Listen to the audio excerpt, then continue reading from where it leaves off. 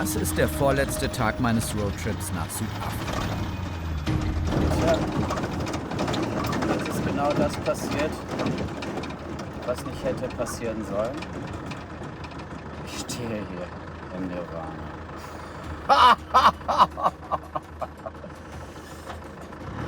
Ja, es geht nichts mehr. Ist geil. Ich kann auch nur noch lachen. Es ist so absurd alles, diese ganze Situation. Es ist so absurd.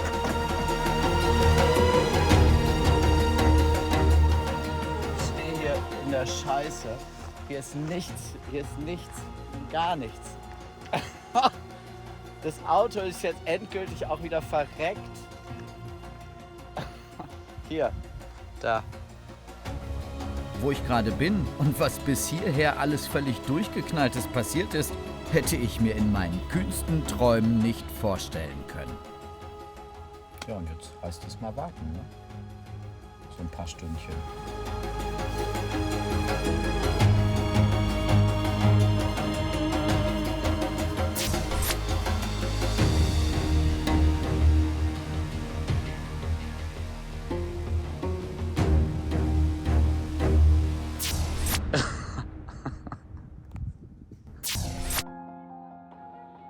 Was macht man an einem Samstagnachmittag? Ich könnte jetzt in meine Heimatstadt Mönchengladbach shoppen gehen. Ich könnte mir aber auch einfach mal einen Traum erfüllen. Hoffe, er wird am Ende nicht zum Albtraum.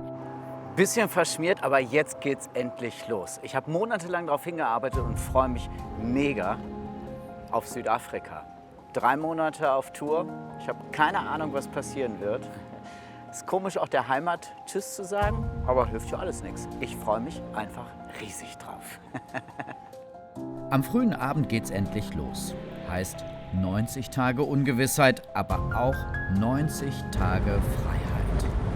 Wie krass ist das denn? Ich denke in Etappenzielen. Meine erste beträgt 2600 Kilometer. Okay, ist eine ganz schön happige Etappe. Vielleicht zu viel, aber vielleicht klappt's ja bis runter nach Südspanien. Ich weiß, klingt ein bisschen verrückt. Aber so bin ich nun mal. Wer ich bin? Na, dann will ich mich mal kurz vorstellen. Mein Name ist Im. Ich reise gerne und ich bin Journalist. Und vielleicht auch ein wenig abenteuerlustig oder unkonventionell oder wie auch immer. In Belgien bin ich gerade und gleich geht's, ich weiß gar nicht, Luxemburg oder so. Nicht Luxemburg, sondern Frankreich wird's. Sorry, bin kopfmäßig schon in Afrika und da wird's wirklich unübersichtlich. Bis runter nach Südafrika. Aber das Wichtigste ist, ich bin nicht falsch abgebogen und die Richtung stimmt, sagt zumindest mein Navi. Und nur noch 2309 Kilometer bis Tarifa. Ja, der Plan ist halt so schnell wie möglich nach Marokko zu fahren. Das heißt, ich fahre und guck mal, wie weit ich komme. Mit meinem 22 Jahre alten Honda. Wir beide haben schon eine große Reise hinter uns. Damals ging's nach Vietnam. Ebenfalls in 90 Tagen.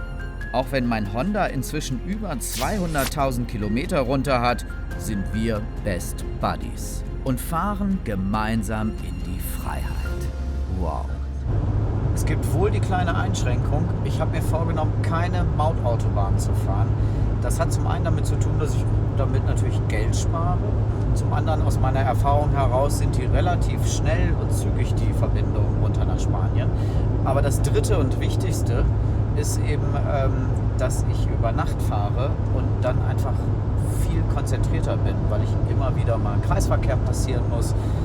So zumindest der Plan, dass das irgendwie gut klappt. Ganz ehrlich, warum soll ich mich lange in Europa aufhalten? Es liegen bestimmt 20.000 bis 25.000 Kilometer bis Südafrika vor mir und das in nur 90 Tagen. Da bleibt mir nicht viel Zeit fürs Sightseeing in Paris oder anderen Städten. Außerdem fahre ich gerne.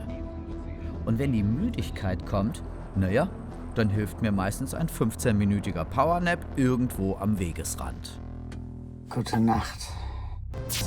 Tag 2 meiner Reise verläuft unaufgeregt.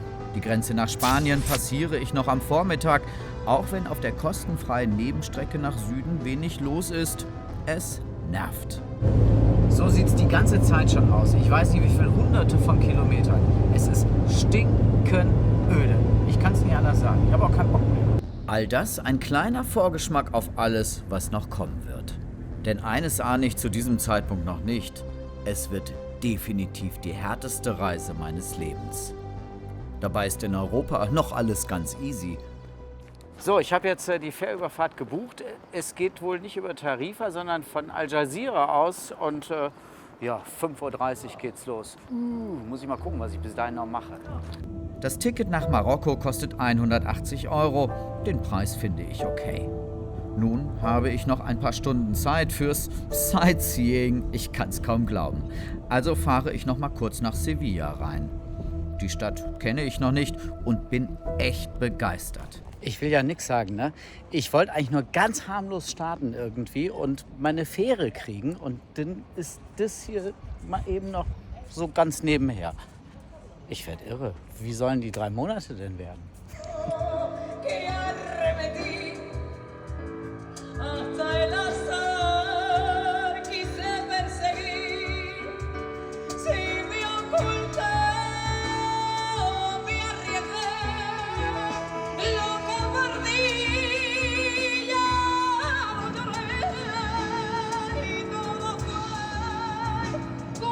Nun aber auf die Fähre, die legt gleich ab.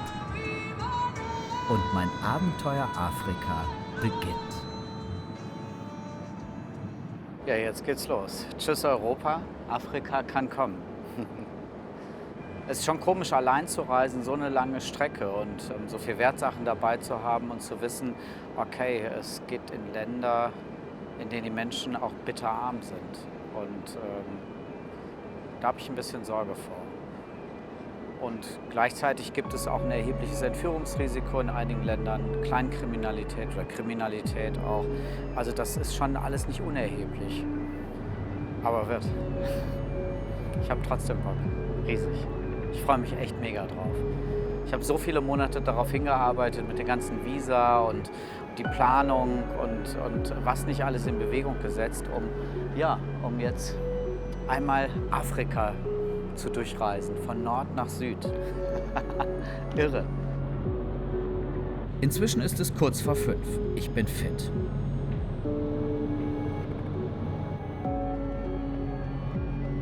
Die Überfahrt dauert gerade mal 1,5 Stunden.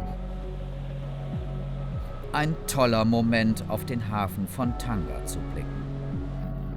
Im Königreich ticken die Uhren anders. Es ist 1 Stunde früher, 7 Uhr, ändert aber nichts daran, dass ich zum Sonnenaufgang den Hafen verlasse. Ja, jetzt bin ich in Marokko. Es war alles überhaupt gar kein Problem mit dem Visum. Das gab es schon auf dem Schiff und jetzt die Einreise durch den Zoll auch kein Problem.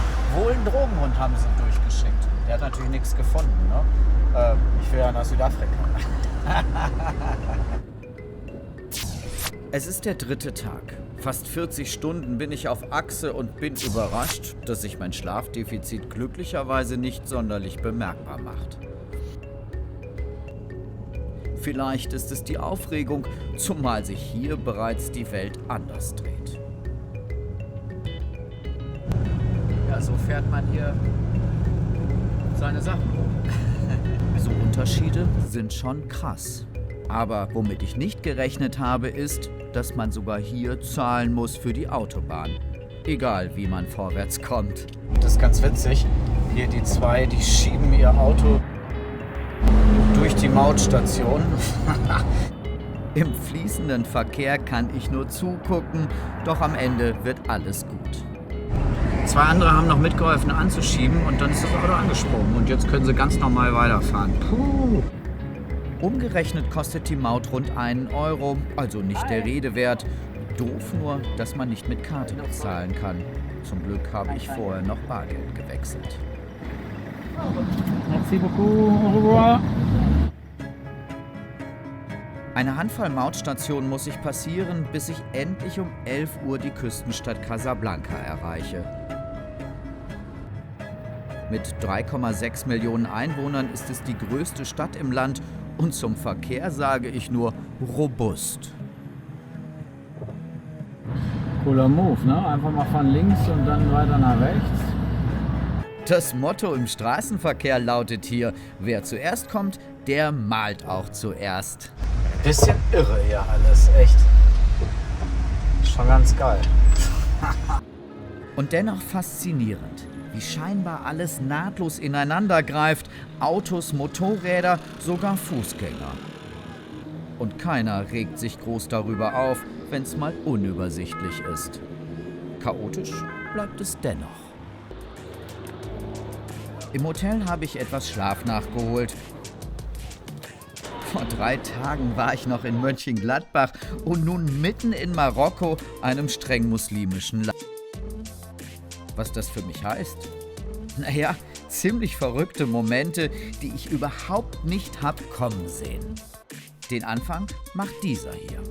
يا سيدنا العسكر هذا الله يخليهم لينا جوج والله يخليكم لينا تنتوما شهب الراس راكم.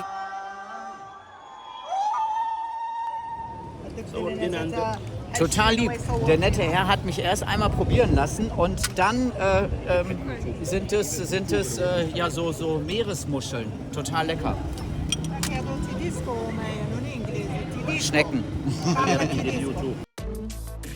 Und weil es lecker war, da hat mich die Familie einfach auf eine Schale eingeladen. Einfach so. Ganz in der Nähe lerne ich eher zufällig Bilal kennen. Qu'est-ce que c'est? Les Jeux méditerranéens. Les Jeux méditerranéens qui se passent ici au Maroc. Wow. C'est moi le starter. Er war 1968 im Team der Leichtathletik-Nationalmannschaft. Wow, Respekt. And une médaille? Oui, bronze. Bronze. Ah, Et ça, c'est moi. oh, wow. Here are a lot of muscles. Ganz ehrlich, für mich ein ergreifender Moment. Bilal so stolz zu sehen, wie er von seinen vergangenen Tagen erzählt. Von hier aus sieht man's nicht gleich, aber am United Nations Square soll der Basar liegen, quasi das Herz von Casablanca. Es ist nicht der erste Basar, auf dem ich bin, dennoch spannend zu sehen, was es hier gibt. Das ist der Klassiker, gegrillte Maiskolben, die sind wirklich lecker. Vielleicht komme ich ja später nochmal vorbei. Falls ich den Weg finde, denn der Basar ist riesig. 31.000 Quadratmeter, das sind mehr als 4 Fußballfelder. Und irgendwer hat mal durchgezählt und kam auf 4.000 Geschäfte. Ja, das ist der große Basar hier in Casablanca. Mega turbulent. Ich weiß nicht, was man hier nicht bekommt. Auf jeden Fall ein Muss, hier mal vorbeizugucken. Wo die ungekühlten Fische so rumliegen oder gleich gegrillt werden. Adios. Ciao. Dieser Trubel, diese Farben, ich finde es total schön, all das auf sich wirken zu lassen.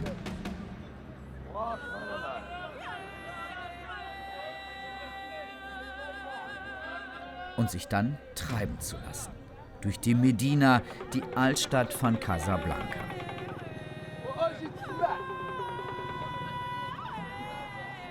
Ich weiß gar nicht, wohin ich zuerst gucken soll. Totale Reizüberflutung.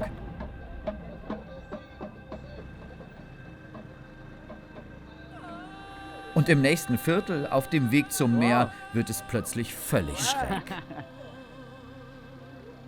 Yeah. Here, look. Hossein, This is the camera. caméra, Yeah. oui. Oui. C'est bon? Oui, oui, oui, c'est. Okay, okay, okay. Oui. Hi. Ah, Nice to meet you. Otto. Otto, what is Otto? Okay. Ehrlich gesagt verstehe ich kein Wort. Mitgehen oder nicht? Ja oder nein? Ja klar, deswegen bin ich doch unterwegs. Ja? Mes frères. Okay, ich weiß nicht genau, wohin wir gehen, aber wir gehen jetzt einfach mal. Ja, das machen wir. Bonjour. Hi. Nice to meet you. Imo. Your name? Jonas. Are you make chai? Kaffee? Ja, of course. Den ich auch gerne in Ruhe getrunken hätte, nur geht es gleich weiter. travaille à Dortmund, à Paris, Montparnasse, Dino, Ah La oui? Bretagne. Et toi ici, moi, je regarde. Regarde les photos du motard. Ici là, où et les Allemands. Viel unterwegs und deutsche Freunde. Ich fühle mich wie beim Speeddating. Ein kurzer Talk und der nächste bitte. Ja, ich habe den Kaffee hier noch in der Hand und gehe einfach mal mit. Oui. Moment. Jetzt kenne ich auch seinen Namen, dafür blieb ja bislang wenig Zeit. Und die bleibt weiterhin knapp. Im Viertel kennt man sich.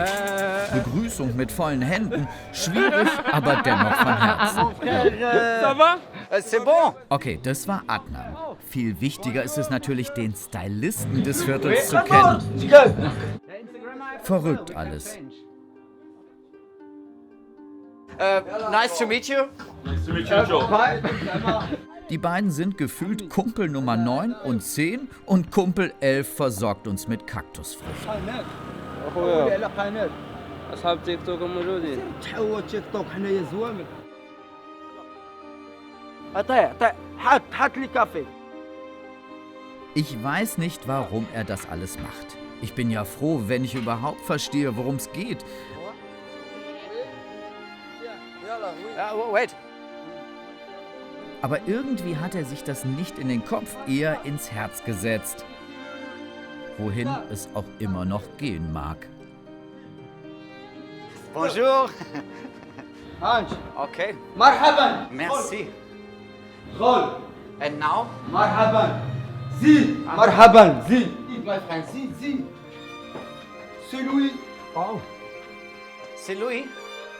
Hola, Louis. وشي جيتنا من الألمان. شال ريح الماء الزمن شعبه زيد my friend. Ups, und nun? Lieber springen, als über die morsche Tür zu gehen. Und dann sind wir da, an seinem Lieblingsort. Quasi Terrasse mit Ausblick auf eine der größten Moscheen der Welt. Oder er kann entspannt seine Jungs von hier aus grüßen.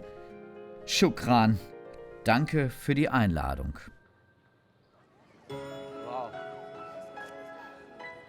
Und das ist sie, die riesige Hassan II. Moschee. Beeindruckend, aber auch, wie schnell man ins Gespräch kommt. Come on. Ah! Merci beaucoup. Yeah, just a video. Yeah, wait.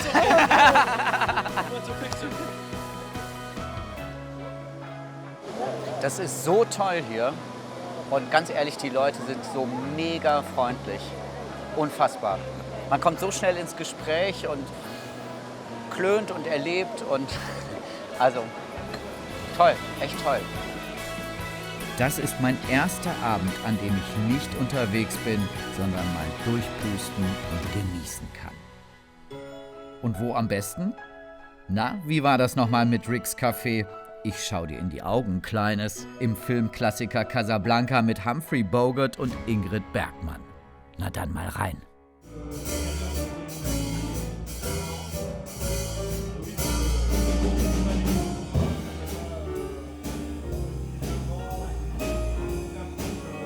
Ich genieße jetzt mein Essen. Lachs zum stolzen Preis von 20 €, schmeckt aber grandios nach der Plackerei der letzten Tage. Zurück geht's durch die Gassen der Medina. Gar nicht so dunkel und einsam, wie ich erwartet hätte. Im Gegenteil, die Kids sausen sogar noch rum. Ist immer was los, so um 22:30 Uhr. Ich folge der Hauptstraße in der Hoffnung, irgendwann mal hier rauszukommen. Na, hier wird es auch ein bisschen belebter wieder. Denn Hotel wäre schon schön. Und jetzt freue ich mich auch aufs Bett. Wird aber erstmal nichts draus. Schlafen ist doch noch nicht, weil...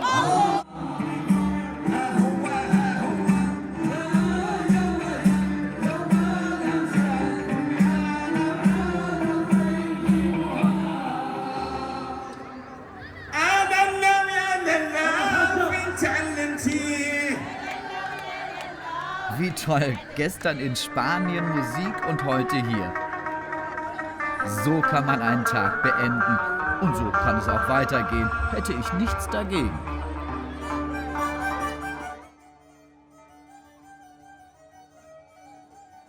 Wenn ich ehrlich bin, habe ich die Hummeln im Hintern. Deswegen starte ich bereits um 9 Uhr. Vorher aber ist mir eines noch wichtig. Erinnerungen festzuhalten vom Hotelpersonal. Bon voyage, gute Reise. Kann ich sowas von gebrauchen.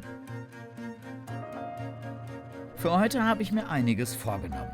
Insgesamt rund 900 Kilometer, immer die Küste entlang.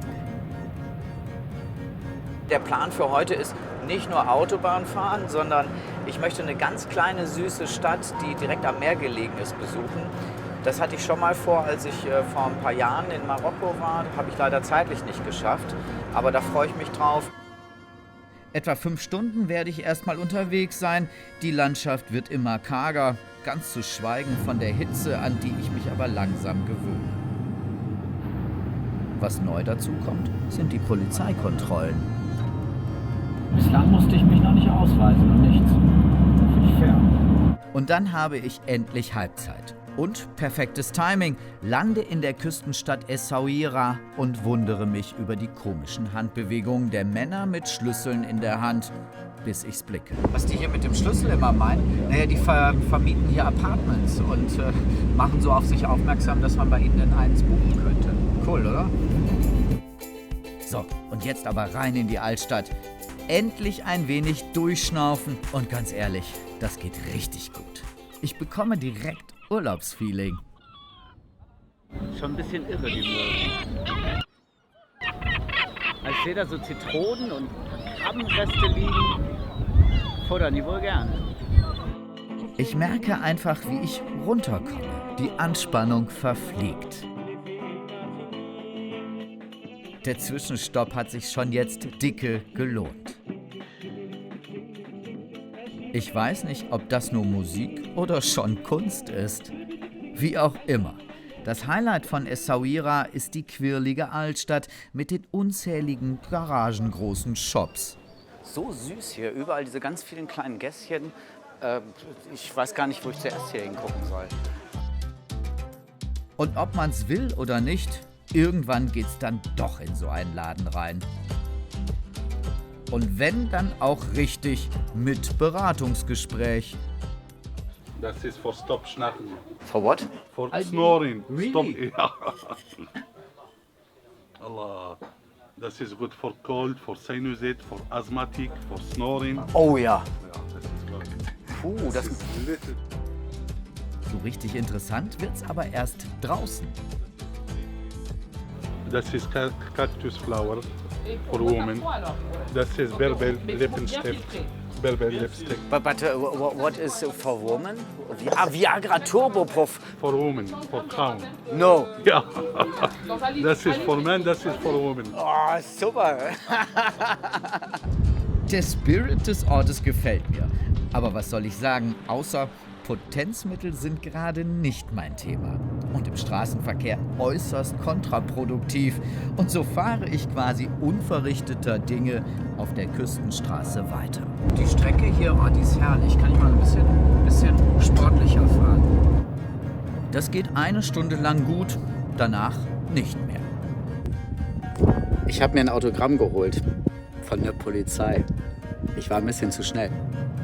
Und der hat mich umgerechnet 18 € gekostet. Ja, Scheiße, kommt nicht wieder vor, ich schwöre.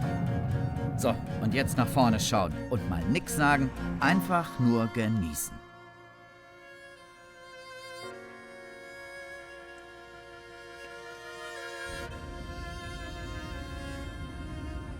Nachts ist kaum was los und dennoch sind selbst kleine Orte wie dieser hell erleuchtet. Irgendwie verwunderlich. Und das ebenfalls. Schon wieder. Wegen guter Führung musste ich diesmal nur 150 bezahlen. Die haben mich schon wieder erwischt. Um 1 Uhr nachts kontrollieren die. Diesmal habe ich auch eine Quittung bekommen. 15 Stundenkilometer zu schnell. Naja, ich war echt bemüht. So, jetzt habe ich noch 1,5 Stunden Fahrt vor mir und dann habe ich zumindest mein Etappenziel erreicht. Genauer gesagt ist es 4 Uhr, als ich in einem unscheinbaren Küstenort ankomme. Schlafen im Auto, gute Nacht Marokko, morgen geht's nach Westsahara. Die Nacht war kalt und kurz und so bin ich früh losgekommen, was gut ist. 10 Stunden liegen vor mir, Kilometer beißen. Sowas ist schon ein echtes Highlight der Fahrt. Immerhin, ab und an sehe ich das Meer. Irgendwie erinnert es mich an Urlaub an der Nordsee, bis auf die Zelte und die Temperatur.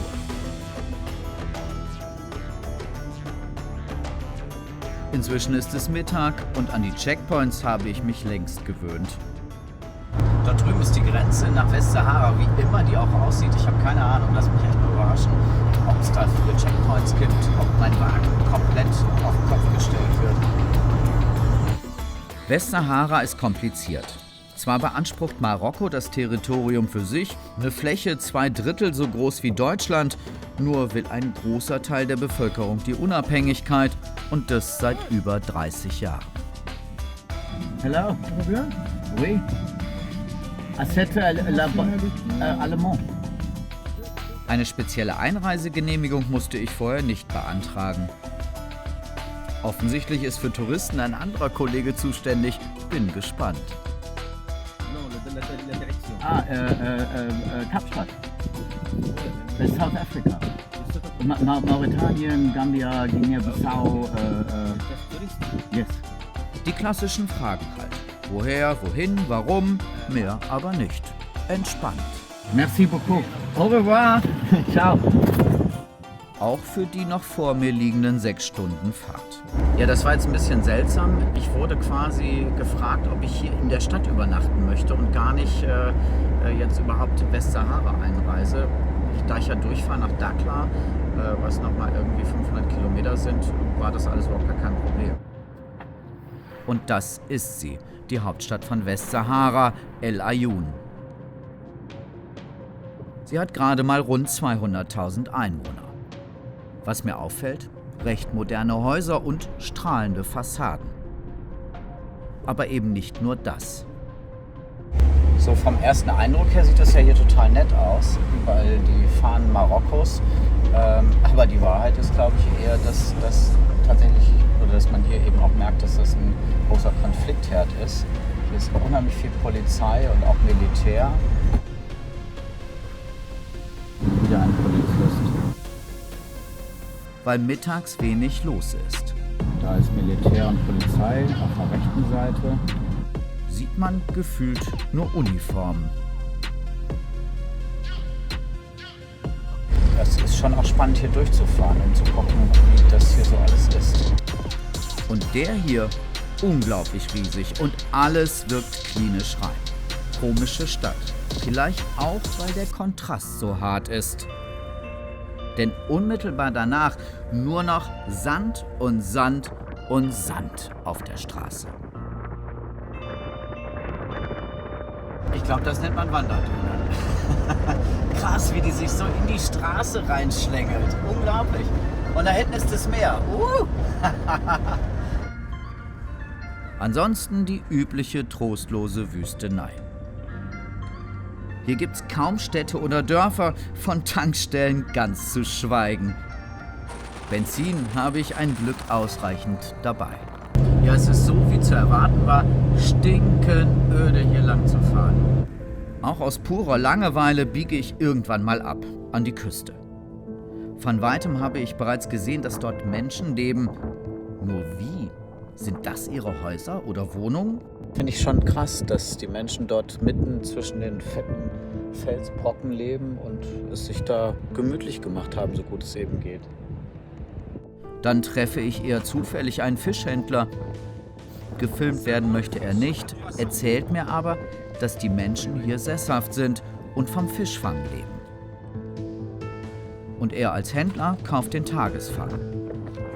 Seine Kunden sind Restaurants aus der Gegend. Ja, das fand ich gerade wirklich krass. Also die Menschen leben da ganz karg, für uns kaum verständlich, aber sie fühlen sich wohl, das ist deren Leben halt. Dagegen ist mein Leben im Moment die Straße. Der 6. Tag meiner Reise nach Südafrika ist angebrochen und der letzte in Marokko. Das zumindest ist mein Plan, denn nach Mauretanien sind es nur noch rund 4 Stunden. Eigentlich locker machbar. Da hinten sieht man die Sahara, die Ausläufer. Krass, oder? Die kleinen süßen Sandhügel. Hat sich ein bisschen schon wieder geändert. Nicht mehr so viel Geröll, sondern jetzt feiner Sand, der sich überall reinsetzt. Dazu ist es ein bisschen einsam auf der Straße und nicht nur das. Ganz ehrlich, hier will ich mit dem Auto nicht liegen bleiben. Hier liegen überall Reifenreste rum. Uah. Hier ist auch kein Handyempfang mehr, ne? Also hier ist gar nichts. Hier muss man wirklich warten, bis Hilfe kommt, wenn sie denn kommt. Ist schon geil. Hier, da überall Reifenreste, Reifenreste, Reifenreste. Kein Wunder, bei Temperaturen um die 50 Grad im Schatten. Aber die Reifen meines Hondas halten. Und so erreiche ich um 14 Uhr endlich den kleinen Grenzort Gurgerat. Und erst jetzt beginnt so richtig das größte Abenteuer meines Lebens. Überall Polizei, viel los hier für so einen kleinen Ort. Einerseits. Andererseits geht's am Grenztor zwischen den beiden Türmen überhaupt nicht vorwärts. Der Grund? Mittagspause bis 15 Uhr. Die gönne ich mir dann auch mal. Soweit so normal. Nun erfahre ich auch, was den Grenzverkehr zusätzlich aufhält. Und zwar der Gouverneur, der ein neues Gesundheitszentrum einweiht, eine marokkanisch-amerikanische Kooperation, erzählen mir die US Volunteers. What are you doing here? So here we came from America. Well, we're all different nationalities. Yeah. We came from America. We're here in Morocco to help lessen the burden of the shortage of doctors here. So we brought some doctors from America, and we're students that are taking vitals so that we can record it for the doctors to do consultations. And we're also translating. We speak Arabic and we're helping translate for the doctors. It's all volunteering. And It's all volunteering as well, yeah. Yes. 1 week. One week, yeah. Yes. Cool. Auf die Freundschaft. Ja, 15:30 Uhr. Ich stelle mich jetzt mal in die Schlange. Na dann, auf geht's. Doch leider Stillstand. Der Grenzübergang wird gerade als Kulisse für ein Fotoshooting benötigt. Auf die amerikanisch-marokkanische Freundschaft. Heißt, das Tor, durch das ich eigentlich schon längst durchgefahren sein wollte, bleibt weiterhin verschlossen. So, das ist jetzt hier eine ganz knappe Nummer. Es ist hier 17 Uhr. Drüben schließt die Grenze um 18 Uhr. Das heißt, wenn ich nicht schnell hier durchkomme, dann ist für heute Feierabend und morgen geht's halt weiter. Scheiße. Ob LKW oder Auto, solange sich noch was tut, habe ich Hoffnung. Das ist echt mal kacke. Gerade sind 2 Autos rübergekommen, aber jetzt halt gar nichts mehr. Stillstand schon wieder. Die bringt mich nur keinen Meter vorwärts. Dabei bleibt es auch.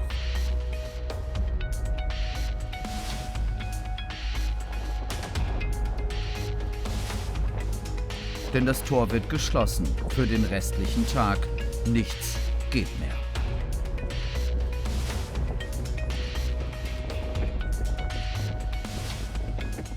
Ja geil, Grenze zu. Hier geht nichts mehr. Ich gucke jetzt, dass ich irgendwo was zu essen bekomme. Auto kann ich hier stehen lassen. Morgen geht's weiter und mal gucken, ob es denn klappt. Super. Könnte besser laufen, ne? Spontaner Feierabend. Der kommt für alle völlig unerwartet. Immerhin, die Läden haben noch geöffnet. Mit meinen letzten marokkanischen Dirham kaufe ich mir im rustikalen Restaurant noch eine Kleinigkeit zu essen. So, ich lege mich jetzt mal ins Bett. Entschuldigung, ins Auto. 6. Reihe immerhin. Na, kann auch morgen nichts schief gehen, oder? Hotels hätte es im Übrigen auch gegeben, aber ich bin nicht der Einzige, der nach diesem bescheuerten Tag die Nacht im Auto verbringt.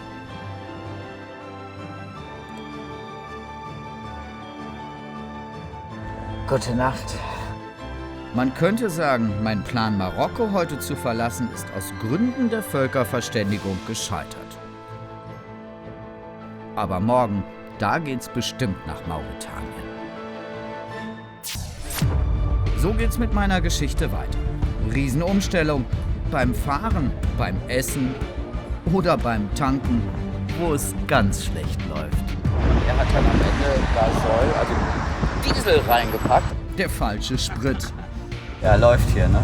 Also hier wird fleißig angeschoben. Doch es gibt auch große Momente. Irgendwo in der Wüste erkunde ich eine versteckte Oase. You love this song?